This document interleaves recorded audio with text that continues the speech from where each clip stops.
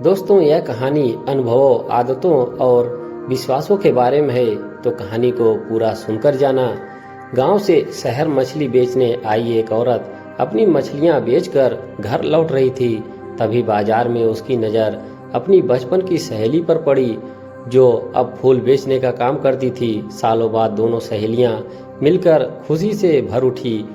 फूल बेचने वाली ने उससे कहा, अरे इतने साल बाद मिली हो, आज रात मेरे घर रुको, कल सुबह चली जाना, ढेर सारी बातें करनी है।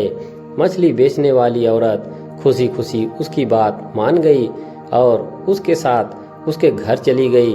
फूल बेचने वाली का घर खूबसूरत बगिया से घिरा हुआ था।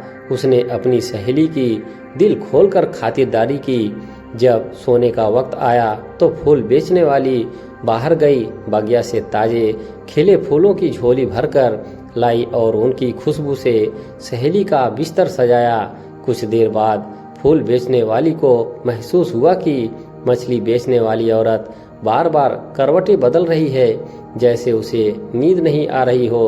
उसने पूछा, क्या बात है, नींद नहीं आ रही?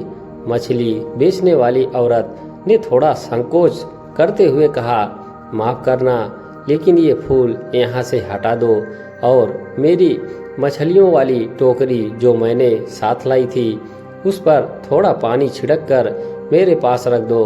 फूल बेचने वाली ने हैरानी से कहा, अरे ये कैसी अजीब बात कर रही हो?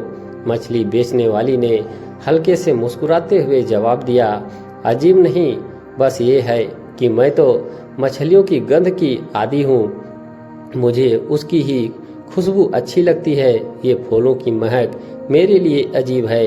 ये कहानी सिर्फ मछली और फूल की गंध की नहीं है, यह हमारे अनुभव, आदतों और विश्वासों के बारे में है। हम सभी एक खास माहौल, गंध और विचारों में पले बड़े होते हैं और उसी से परिचित होते हैं। जो चीज़ हमें बचपन से सिखाई गई होती है वही हमें ठीक लगती है, भले ही उसके पीछे कोई ठोस कारण ना हो।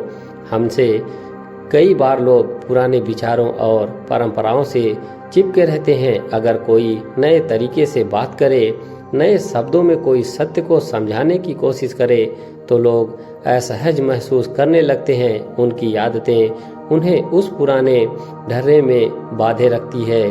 शायद उनके लिए यह माहौल से बाहर निकलना मुश्किल होता है और जब कोई उनसे कुछ अलग कहने की कोशिश करता है तो वह उसे समझ नहीं पाते। असली ज्ञान की पहचान सिर्फ शब्दों में नहीं होती बल्कि उसके अनुभव में होती है। लेकिन बहुत से लोग सिर्फ शब्दों पर टिके रहते हैं, बजाय उसके बात की गहराई को समझे। दोस्तों, कहानी अच्छी लगी हो तो एक लाइक जरूर करें। धन्यवाद।